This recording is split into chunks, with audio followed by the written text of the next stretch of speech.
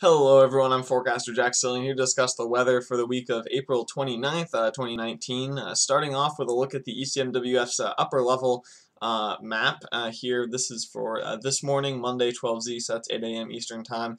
We're going to start out the forecast period with this generally flat flow pattern across the U.S. With a low amplitude ridge over the southeast, a low amplitude trough over the northwest.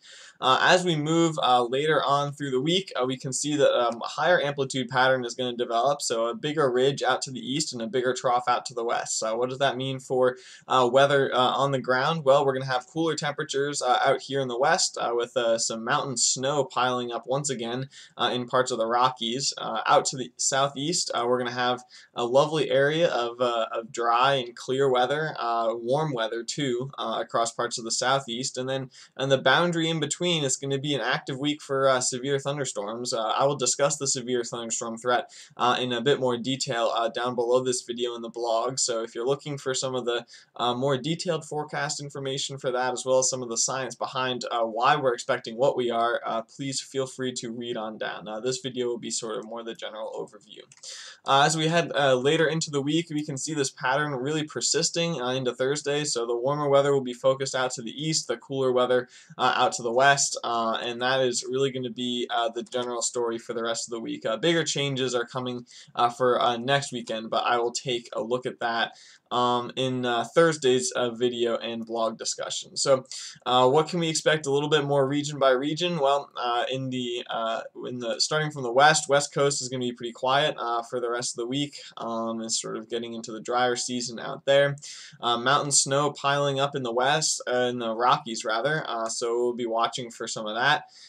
In the middle, in between these two areas of warm and cold air, we're going to be looking for severe thunderstorms, and we can see those sort of popping up on the ECMWF's precipitation forecast. The frontal boundary that will be focusing these storms will extend off to the east through parts of the mid-Atlantic states, and will be the focus for persistent, unsettled, and cool weather in this region here.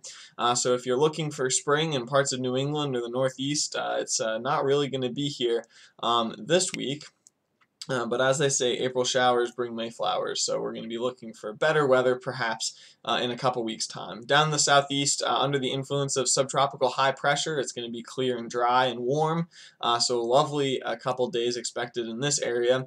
Up to the north in New England and across the northern tier of the Great Lakes will be sort of north of the front, so it might be drier than, say, parts of Ohio, Pennsylvania, and New Jersey, but it will be also cooler, so looking for temperatures in the 40s and 50s.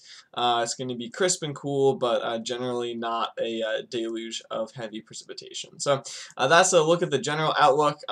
This pattern is really going to remain persistent, with perhaps the exception of the Rocky Mountain snow into the latter part of the week. You can see we still have this subtropical high pressure and some clear skies down in the southeast. We still have these strong to severe showers and thunderstorms in the plains here, along with this frontal boundary, which again remains draped in the northern part of the mid-Atlantic and southern parts of the northeast, and then we have our cool and drier weather off to the north of that. So that's a general look at the forecast. If you're looking for more detailed information about severe thunderstorms, read on down. If you're looking for more detailed information about what to expect in your town, head on over to WEATHER.US or weathermodels.com, our city charts tools. Those will give you all the point forecast information you need for your location. And if you have any questions about the maps you see here or how to use the weather model site, feel free to check out my other videos on how to use the comparator tool, which is what I've used here, and as well as how to use some of the more nuanced parameters. So that's it for me for now. I'll be back on Thursday with another discussion of the weekend's weather. And in the meantime, thanks for watching, and thanks for using weather.us and weathermodels.com. Have a great day.